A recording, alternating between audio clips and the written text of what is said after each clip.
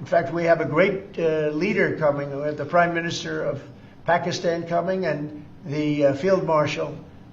Pakistan Field Marshal is a very great guy, and so is the Prime Minister, both.